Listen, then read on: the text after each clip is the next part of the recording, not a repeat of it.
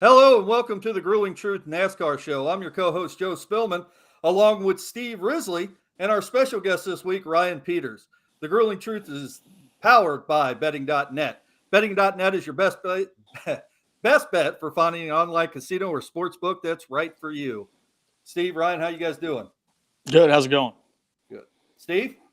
Doing great. Got a new quarterback. Yeah, you did. This is a NASCAR show, Steve. Oh, it is? Oh, this is the NFL show? I'm doing that next after this. No, you're All not. right. You're doing a basketball show next. Oh, that's the NCAA show. Good God. Can't keep me straight. All right, we got a lot. I'm in terms of NASCAR, I just watched the first two episodes of NASCAR on Fox show to catch up, make sure I was back up to speed and everything. And all I can say about this weekend, and as much as I love NASCAR, is wow. What fun. And we'll get into it and talk about it. We're going to get into that, Steve, but real quick, I know you talked with Ryan a little bit, but before we get going with the show, I want to let you know that Ryan is an open and out of the closet Kyle Busch fan, so be cognizant of his feelings and his lifestyle throughout this show. Well, I like Ryan. I mean, I like Kyle Busch. I like Ryan. I like Kyle Busch. Kyle Busch is a guy like Dale Earnhardt to me. I hated Dale Earnhart when he first came out, when I first met him. And met him, but I saw him race because he was wrecked my car. He wrecked Bill Elliott all the time, which pissed me off. Kyle Busch wrecks Chase Elliott, so I mean, it's yeah. Well, he doesn't anymore, but because he can't catch Chase anymore.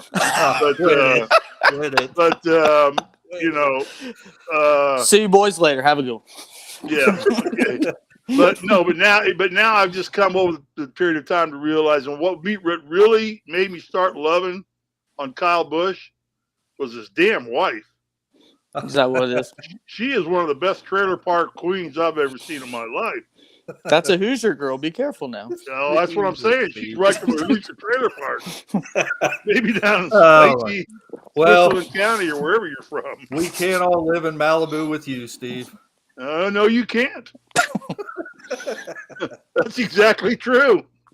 All right, the smartest, most intelligent thing you said since we started this show. Get on with the minor leagues. Come on. We got a lot to talk about. We're going to recap Atlanta, then we're going to talk about COTA a little bit. But before we do that, I want to recap the truck and the Xfinity series just real quick in case you guys didn't catch it. This week at Atlanta, Corey Heim won the truck race, and that series is currently led by Chandler Smith with 132 points. That was a great race. Ryan, I know you were there and you caught it. The Xfinity race was won by Ty Dillon this week, and Noah Gragson is currently leading that series with 223 points. The Xfinity race was won by Ty Gibbs. Not What'd I say? Dillon. You said Ty Dillon. You said a kid with no talent versus a kid that's going to be the man here in a little bit. Yeah, Ty Gibbs. That's why we brought Ryan on here. That's right. Thank you, Ryan. You're welcome, Ty Gibbs, for confusing you. Yeah, he just threw I up figured I busted his balls enough as far. Well, I didn't accuse him. I better stop it and let confuse him. wrong. But anyway, the accuser, Joe. That takes care of that. Let's talk about our picks last week, Steve. What about you're not going to get into any more about the minor league court races? That's it? What do you want?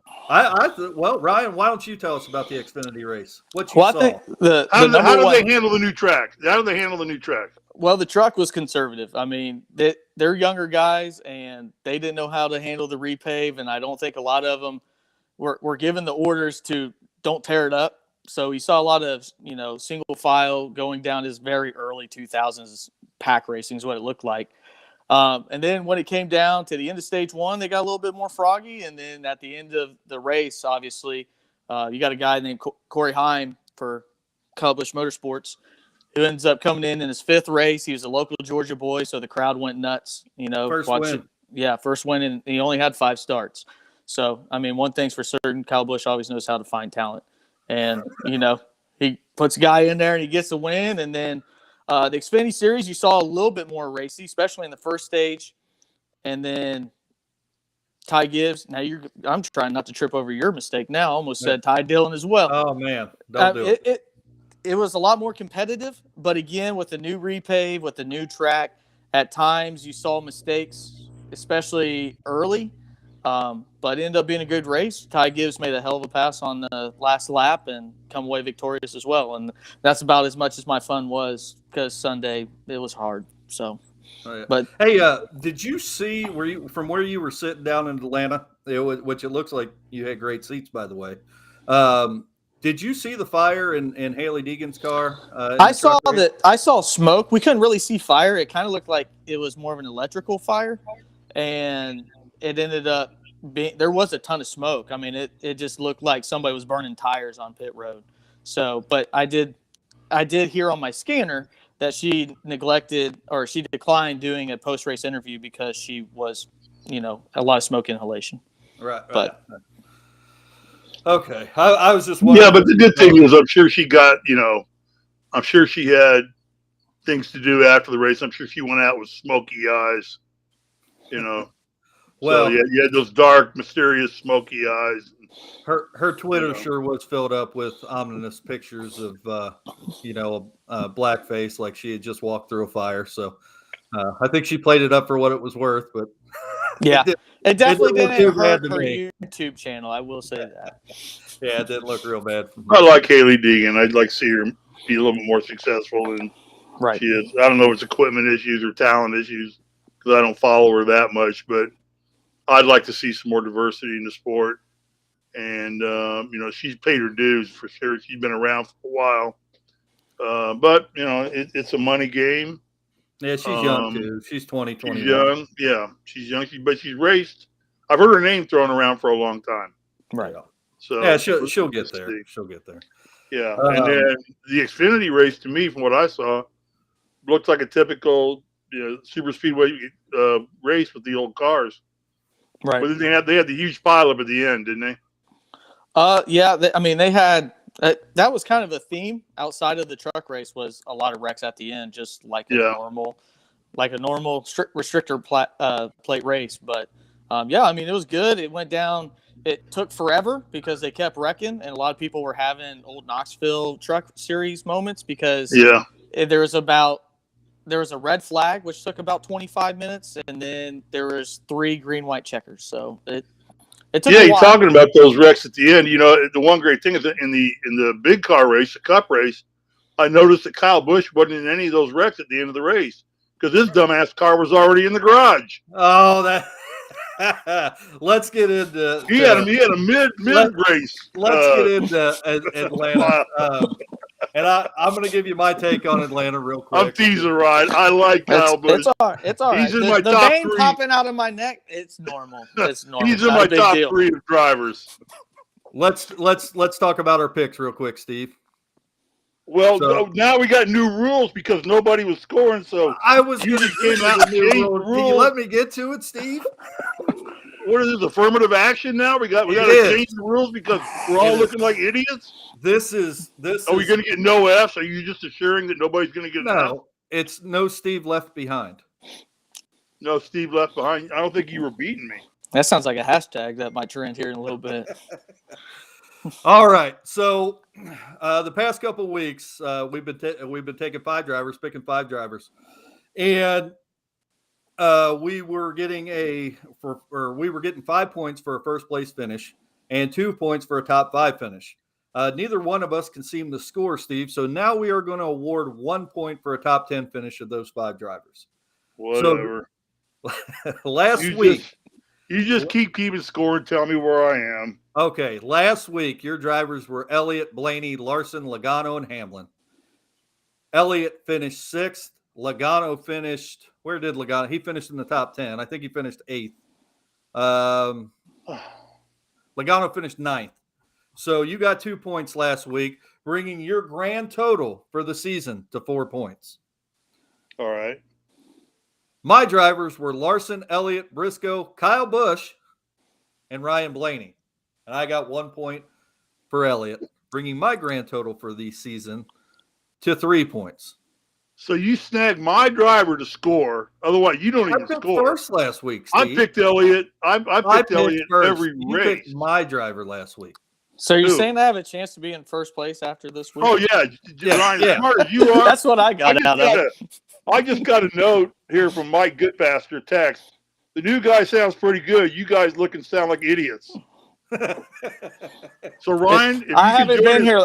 I've been on here for 10 minutes. I haven't been here long enough to really say anything stupid yet. So Ryan's picks. Ryan sent me his picks last week, which were Kyle Busch, Logano, Stenhouse, Reddick, and McDowell. So Mike, if you're listening, you might want to change your evaluation on his.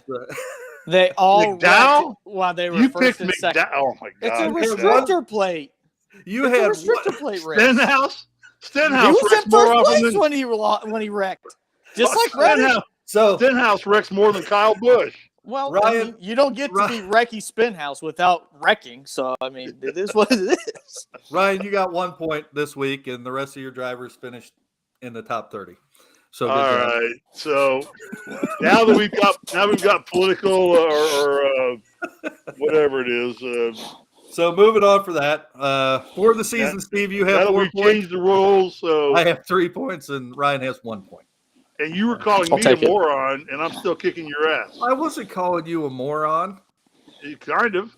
No, what? All right. So let's move on to Atlanta. I have one thing to say about Atlanta, and it's the same thing you said at the beginning of the show. Wow. I think steal that from me. Oh, my God. I know Ryan and I talked about this a little bit last night, and you kind of alluded to it at the beginning of the show. I really like what we saw. I don't think we've ever seen that. Well, I know we've never seen this before, but we just saw a 1.5 mile racetrack get turned into a super speedway, and it may just be the fix for all the cookie cutter tracks in NASCAR. Now, I know that the drivers hate racing on this. We learned that from Kyle Busch. Kyle Busch was not happy with this racetrack. Not just Kyle Busch, but yeah. Yeah. He'll be the one that gets the headline, yeah. But no. the fans liked it, and it was some great racing. So, Steve, let me get your take on the race. What you saw, your thoughts. Oh, like I said originally, wow. I think that this is really set a different course right now for NASCAR in general by this track. I mean, it allows them to now go back and take a look at all the 1.5 mile tracks, and they don't want to do the same thing that Atlanta did every race, I don't think, but they might. Now they realize they can change these tracks into different personalities and give every one of these 1.5 mile tracks a different personality rather than just make them all equal personalities and get rid of that word cookie cutter out of the 1.5 mile tracks. Atlanta no longer is a cookie cutter 1.5 mile track. It really never was, because it was always the fastest 1.5 mile track pretty much. Right. Along with maybe Atlanta and Texas. They were pretty fast tracks. Though. It was boring. But they were boring. They still aren't banked enough to get the pack forms and get them up racing side by side. I think for the most part, that's what people like to see. I know there are those detractors, and I don't think that Kyle Busch and those guys hate this track set up as much as they don't like the fact they aren't conquering them right now. I think if Kyle Busch had won this race, he probably wouldn't have made a lot of comments or given you the thought process that he has. I mean, it's tough. Kyle's been in a slump now for a long period of time. He's popped out with a win here and there, but he hadn't been the Kyle Busch that we knew earlier in the year in his career. And I hope he comes back. He's needed in the sport. But I'm thrilled to death about this. This is one of the few NASCAR races where I have watched live. I watched it from start to finish. I didn't tape it. I didn't flip through commercials because I couldn't, because I was watching it live. I only got up to take a piss and to get another bottle of water, which means I had to go take more pisses, but that's another story. There is a cause and effect there, that's for sure. There's a cause and effect there, but that's okay. But I love the pack racing. I think it's nerve-wracking if anything else. I found myself sitting up more, not just lounging on the couch.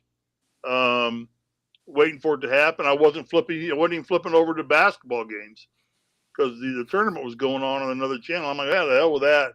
I'll pick up later how the basketball games turned out. I want to watch this race. Great job. They did a great job with that track. I love the fact it was an unintentional consequence, like you said, Brian.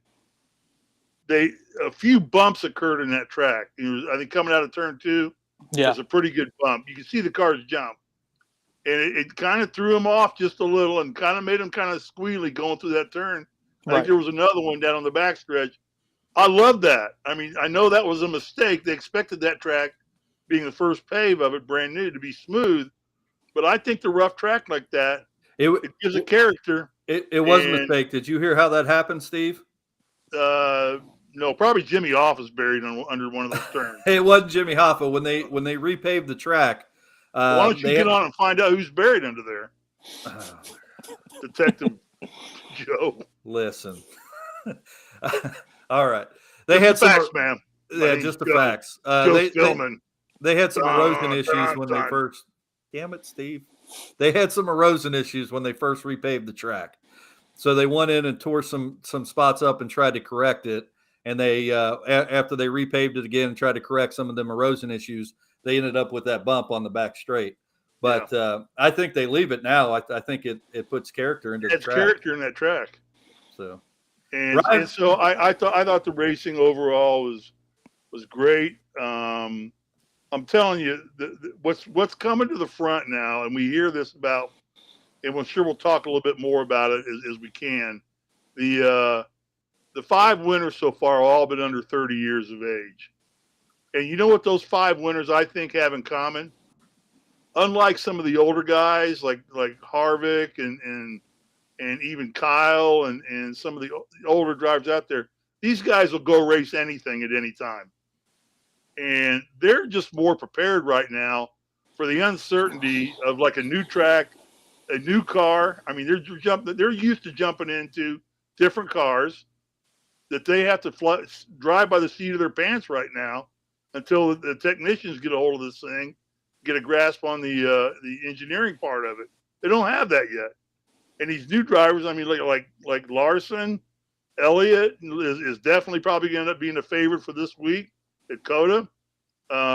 These young drivers coming out and winning, they're more prepared for what's happening in NASCAR right now. But what's happening in NASCAR is a total resurgence. I love the way the stands look full again. They sold out Fontana, which is unusual. They damn near sold out the race in LA, that little short track thing. They did the Coliseum. They've had tremendous attendance. I don't know what TV ratings have done because I haven't seen it, but I thought this was just a earmarked weekend for NASCAR and a great race. And I think it really opened up the doors for the mile and a half to do different things. Ryan, I've talked long enough. Well, I think the excitement. You did talk a little bit. I was checking to see if my watch was still there, but it is all right. Make sure it still had some battery. But I think there was excitement at the track. You mentioned Atlanta's really needed help getting people to get butts in seats, and I think that this repave and what the concept that they were going for helped. I think initially this is what they wanted the last 3 years of racing to be with the 550 horsepower package, plate racing style with lower horsepower and higher downforce, but they could never achieve that. They're still traveling 190 plus miles an hour. Right. But they, for whatever reason, the Gen 6 car could never go the way that they wanted Atlanta to go. And adding banking helped that. And also changing the way that there's no side draft with these new cars helps that as well. And, I think from a fan perspective, it was fun. I mean, you didn't want to leave, especially with the Cup drivers, because they were playing nothing to lose. I mean, they kept it outside from a very small amount of stints. It was double file pack racing, and it was all the way. Yeah, and it was a good time. Bump drafting. There was bump drafting and pushing, and right. And you mentioned the bump out of turn 2. A lot of the drivers were saying, it worried them because if you got bumped in that area, you could wreck. I mean, it just completely turned the car around because so don't get bumped in that area. Right. Yeah. So coming out of turn 2, you would see, or going into turn 1, you would see the low line really gain traction. And then all of a sudden it would completely back out. And I think that low line knew where that bump was and said, man, if I get hit right here, it's done. Our night's done. But, overall, I think it was good. I think the reason why you see the drivers complain about this type of racing is because it's not predictable for them as a driver.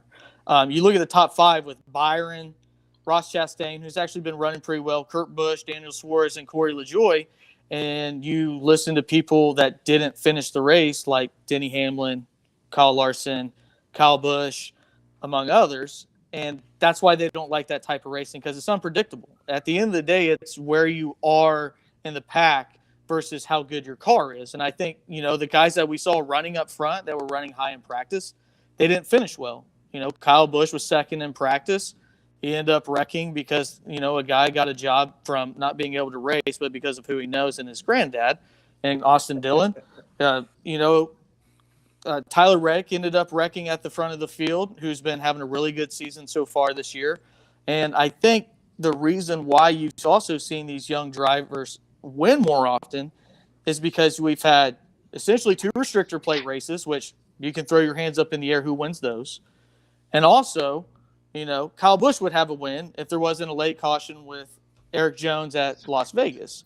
So, I think that's why we've seen these younger drivers win, and you've seen these older guys be a little bit more upset because essentially 40% of the races that they've raced at are lottery tickets when it comes to restrictor plate racing. Is that good for the fans? Yeah, fans love to see pack racing because it's nonstop adrenaline, cars right next to each other the entire race. As a race car driver, you want to be in control, or even an athlete, you want to control what you can control. And when everybody's throttled and it's just full pedal down racing, it produces results like, Michael McDowell winning the 500 or, guys like Corey LaJoie getting a top 5. I don't know that I agree with you entirely on the last comment. I think it just takes a different skill set to drive in those races. I think, or you can't tell me that Earnhardt won 20 times at Daytona. He didn't only won one of the big ones, but he put this car in victory lane 20 times in a 20-year career at Daytona. Yeah, I'm not saying that there's not people that he had a skill set. I mean, there was talk of he could see the wind off the other car. I mean, he knew something that more people than the other drivers didn't know. I think these younger drivers are learning things that the older drivers don't learn. And I think their skill sets are just high. Yeah, there's always the chance of a big one, but I don't think luck. Luck may be part of it if you're in the top 3 or top 4 on the last 2 laps of a race. That's generally where your winner comes out of. But you still have to have the skill sets to drive around that track, avoid the big ones, and stay out of trouble.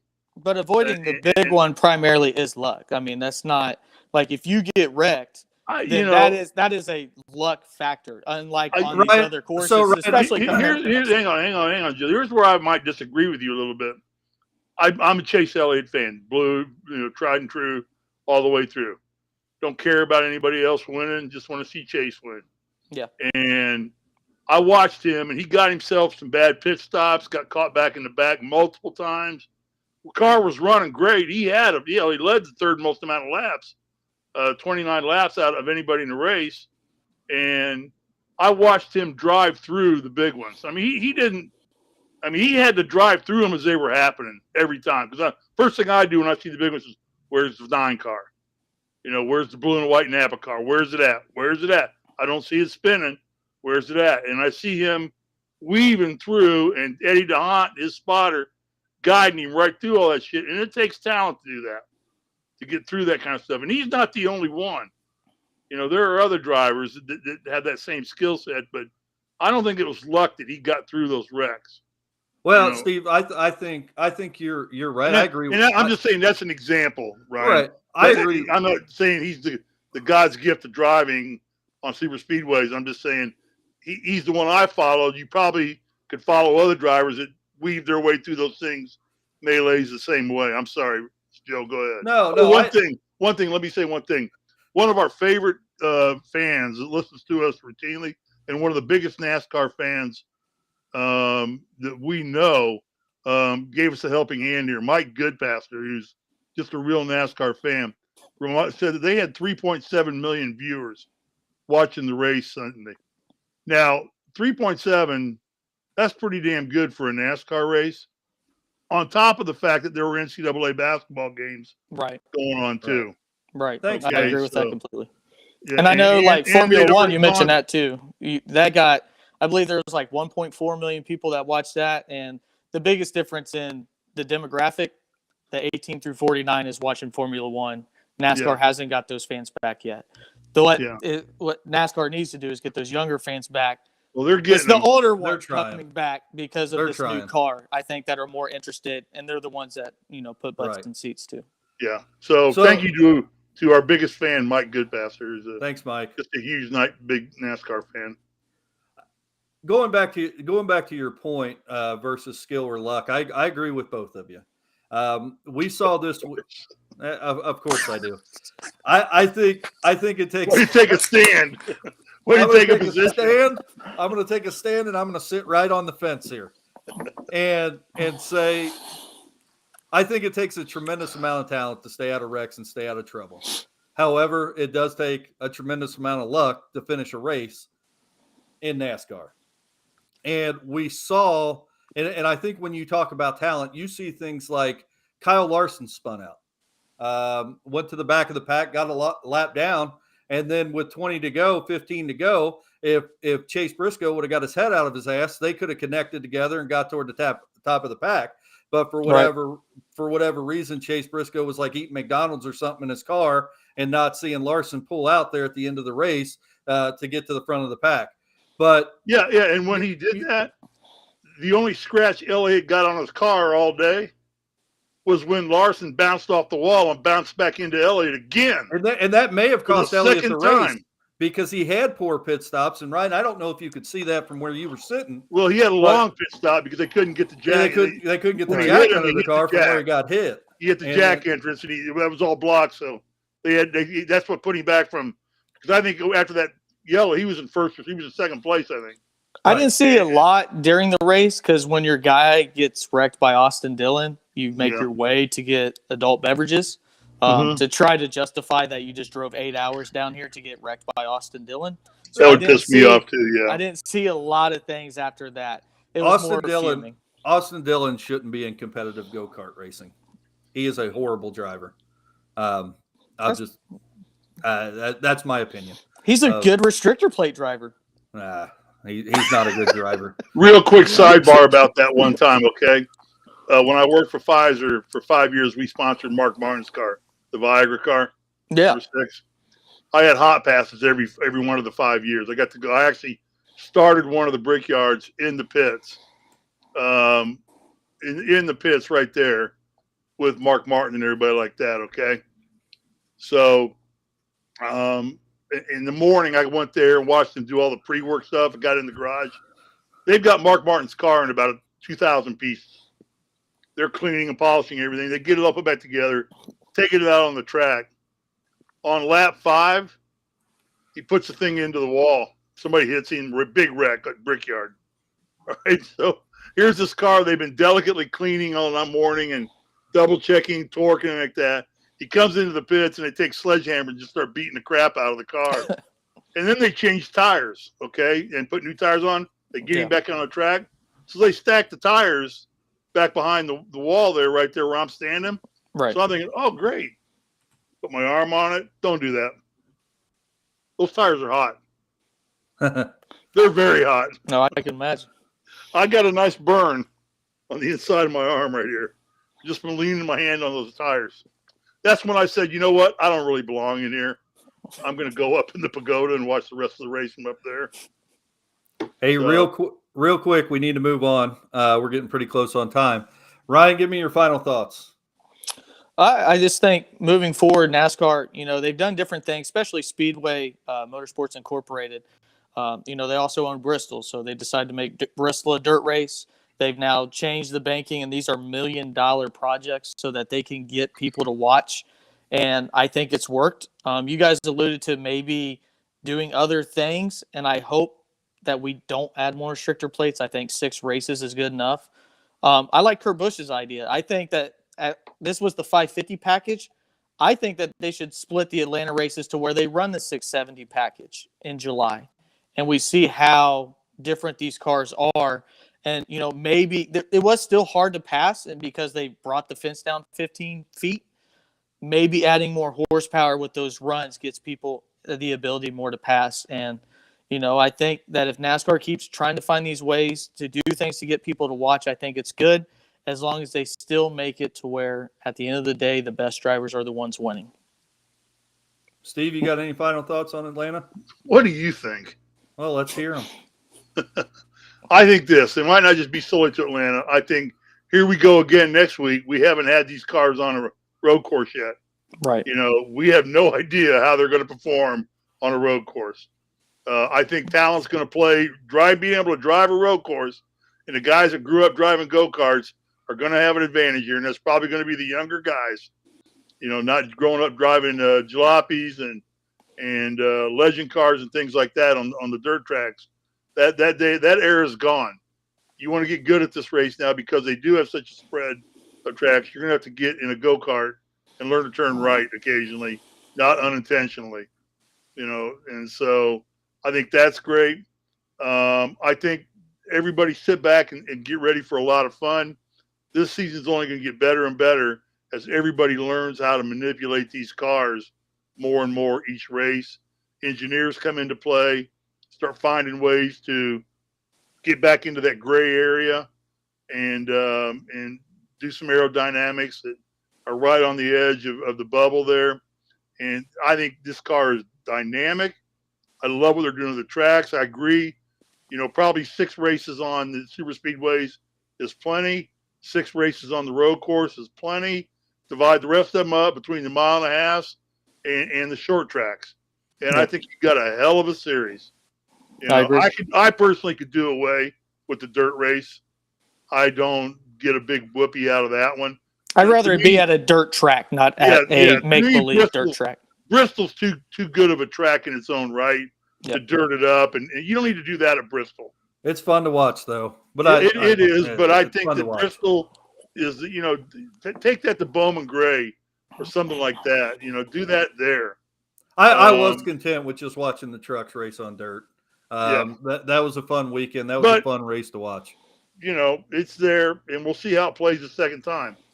Anyway, so my thought process is, great job, Atlanta. Hopefully we put some impetus into other 1.5 miles to look at their tracks and see what they can do to make them unique. We got a great weekend coming up because we have no idea what these cars are going to do on road courses. And the sport is just getting better. Television viewership's great. Attendance is great. They're all up. Yeah. The sport's making a resurgence.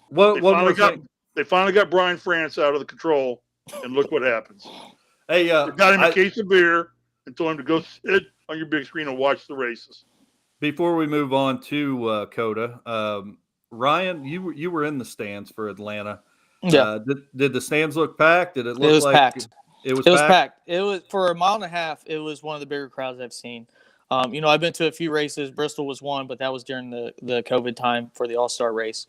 But what surprised me the most, and what probably I was the most happy about, was how big the crowd was for the Xfinity and truck race. I think when you see people go into the lower series and watching it, that's the growth of your sport. And then that translates into excitement to watch these guys through and through for years, For sure. like minor league baseball, like college basketball. You follow these guys, and then whenever they get to the big leagues, now you have your dude. Well, you brought up a great point, and something I want to say I've been observant of, and I especially noted it here at Fontana when they raced out here in California, because Fontana is about 45 minutes to an hour from my home, right across the 210. Okay, I'll pass the Rose Bowl in Pasadena, and the next stop will be Fontana from where we live. And I was just absolutely amazed, as I was again in Atlanta. I've been at every track, how many RVs and mobile home campers there are in the infield. It's packed. Yep. I feel like they sell more of those than they do seats in the stands. Yep. I told Tia, I said, you know what, Tia? Next year for Fontana, why don't we rent an RV, or a trailer? We can haul it with my Ram pickup truck. We can haul it out there, and that'd be a fun weekend. But you got to make the weekend of it, Right. which bodes well for trucks and for the Xfinity, because you go park out there on Friday, and you stay until Sunday night, and and what a great weekend! What a fun weekend! I've noticed some of them now are starting to put Ferris wheels up and maybe some kind of small carnival. Bring it in somewhere for the kids so you can amuse the kids. Just NASCAR's, they're coming of age again. Good for them. Joe, you got any final thoughts, Joe? No. Okay, let's wrap up the show. We got to talk about COTA a little bit, but we already did that, so we'll probably move on because we need to get to our picks for next week. I will say this is 10 minutes. Give us 2 or 3 minutes on COTA. You wrote a whole page on COTA. I did not write a whole page on COTA. I'll tell you what I'm excited about COTA. If I can do it off real quick. First road course. Go ahead. 2010, 3.41 miles. Elliott won last year in the rain. Circuit of America. Tsunami, for all of you that not don't the know. rain. Yeah. What What I say? It was a tsunami. Yeah, that's all I wrote, Steve. That's not a whole page. Those were just my points. Joe's pick. Larson wins 3 last 10 races. Elliott 6 wins in the last 12. Steve, what the hell is going on here? And stop. And the producer Ryan, starts stuff. Ryan, do you have any thoughts on COTA?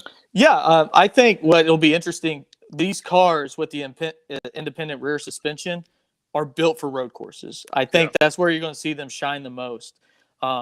So we should see a really good product. They kind of took these like GT3 cars or touring cars, use that concept because they're adding more road courses to the schedule because fans said that's what they want. That we used to only have the old Sears Point or now Sonoma and Watkins Glen, and they always made for great racing, but they had pretty much a car that represented a school bus on these tracks. Now they have a next-gen car that's built for this type of racing that also, I'll miss the H-pattern shifting because I like watching guys, work, especially at their craft.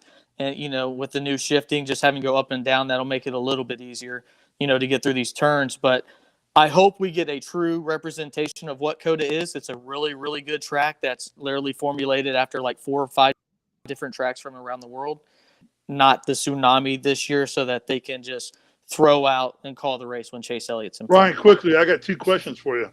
One is, where did they run? Where did they run on 4th of July last year? It wasn't Watkins Glen, was it? Was it the Glen or was it? I thought it was Elkhart Lakes. Yeah, Watkins. Yes, they changed it to. Oh my goodness, it's up in Wisconsin. It's Elkhart Lakes, Road in America. Wisconsin. Road America. Road America. Yes, Yeah. Now, because it used to be the Pepsi 400. But well, here's my mentality. That's what I was going to say. My mentality was, God, they're giving up. I used to love the Firecracker 400 on the Saturday night because they ran it on Sunday night. I think they ran that, and I said, God, there's a night race. I loved it. That was Earnhardt's big win after his dad died. Remember, he came back. Yep. The emotional win. Yep. And Joe's not old enough to remember that race, but then they went to the road course track, and I started watching, and the campers there were massive, packed with campers. Yeah. They said they sold out every place you could dream of putting a camper. Yep. Yeah, they started manufacturing places to put them, and it was the best road course race of the year. Yeah, it was great. The whole weekend, just the atmosphere made it so great because it was just jam packed. Real quick, we're running out of time, Steve. We got to get to our picks. So before we give our picks, if you like one of our picks, check out betting.net. Betting.net is your best bet for finding an online casino or sports book that's right for you. Ryan, are you back next week? Are you with us on a regular basis now? Ryan's going to come back next week. Yes, I plan on being here. Okay, well, I'll tell you what I'm going to do. What's that? I'm going to call our boss, and I'm going to have him pay you the same thing he pays Joe and I. Which ain't jack shit. So. Oh man! As long as I don't get a 1099, we're fine. No 1099. That's what I said. I don't want to be paid. I do not want to have to input another 1099. So real quick, we got Coda coming up. Ryan, let's hear your top 5. Let's try to do this quickly. So just top 5, no snake draft, nothing like that. Just top 5 this week. All right. So I have the guy that I would bet on to win, and this is a dark horse guy. I like picking dark horse guys, and it's Chase Briscoe. He ran really, really good last year with bad equipment last year at road courses. So I got Chase Briscoe. You got 7-time Chase Elliott. You got to pick him. Another guy that's in this race just for being a road course driver is A.J. Allmendinger. I got Martin Truex Jr. He's got 4 wins on road courses, and also Kyle Larson. He's got 3 road course wins, and probably the best wheelman in NASCAR right now. So I got Briscoe, Elliott, Allmendinger, and who? I got Briscoe, Elliott, Allmendinger, Martin Truex Jr., and Larson. Truex and Larson. Toyotas need a good running, so I had to pick one. Steve, let's hear your top 5. I have Elliott, Larson, Briscoe, Logano. He runs good on the road courses. Yeah. And I'm going to throw in as my dark horse, because I think he's a good road course driver too, is Kevin Harvick. Not a bad pick. Harvick's just a dark horse that he's very capable of running. He's aggressive on these types of tracks, and he's getting hungry for a win too. So just so he doesn't wreck Elliott again, God doggone it. Start that feud all over again. Those aren't bad picks. Who you got, Joe? Thank you. This week, I'm on the same page kind of with you guys, but this week I'm going to take Kyle Larson, as you said. He's got 3 wins in his last 10 road course appearances. Elliott has 6 wins, so I'm going to take him in the last 12. Kurt Busch is kind of my dark horse this week. Yeah. He's got 3 top 5s and 6 top 10s in the last 12 road courses. So, and he's actually been running strong. He's kind of been like the quiet guy sort of this year. He always seems to be up in that top 10. So out of nowhere too. I mean, not running up there and then you look down and this week he gets 3rd place. You're like, what the heck did that come from? Yeah. Yeah. So, well, and I'll go ahead. I'm sorry. Finish yours, Joe. I'm going to take Hamlin, who has 7 top 5 finishes in the last 12. Are you kidding? He'll hit the 18. He'll hit the 18 car in about lap 12. Both of them will be back sucking beers in the haulers again. No, I like those guys, but they're idiots. They can't race on these courses. To round out my top 5 this week, I'm going to take Blaney. But, to talk about Kurt Busch, you're right. I mean, he's out of nowhere this year. It seems like he's always toward the end of the race. He's right there. He had a 3rd place finish this week. I think the week before he finished 6th or 7th, didn't he? Or was he in the top 5? He's 5. He's 5th. He was 5th. Yeah. He was running 20th all day and then somehow gets a top 5. Right. Yeah. Yeah. So, I mean, that's where we're at. Hey, Steve, you got any final thoughts real quick to wrap up the show? Yeah, I'm ready to wrap it up here. Just one thing about Coda. Remember, Elliott won in a monsoon last year. Elliott's a very technically sound driver who does not make a lot of driving mistakes. That boded well for him in the rain last year. He wasn't overdriving his car, wasn't sliding it, kept his tires under him. It's going to be a whole lot different on dry track. I'm not so sure Elliott is the clear-cut favorite like he was. Everybody thought you could go 10 laps into that race and nobody was going to touch Elliott last year because he just knows that he can drive on the rain because he doesn't make mistakes. And so I think this is going to be a completely different race. Agreed. Entirely. Well, so, one last question. I didn't check. Did they penalize Briscoe from 2nd place? No, I don't believe. They left him Bell. Christopher Bell was the one. He got second. They brought him down to last, right? So everybody moved up a spot, right? Yeah. Okay. I thought they did that. Yeah, I never followed up on what the points Chris Bell's was a P23 finish on paper. One last thing I want to say is, kudos to the Hendrick team. You got 3 of their drivers already have won races now and already locked in. Need Pepto-Bismol after this. Oh my goodness. Okay. And the 4th driver who has not won yet is leading the NASCAR points right now. He is. And leading the playoff points. With 171. We're not going to get the points this week. That's all the time we have. I want to thank everybody for watching the NASCAR show on The Grueling Truth.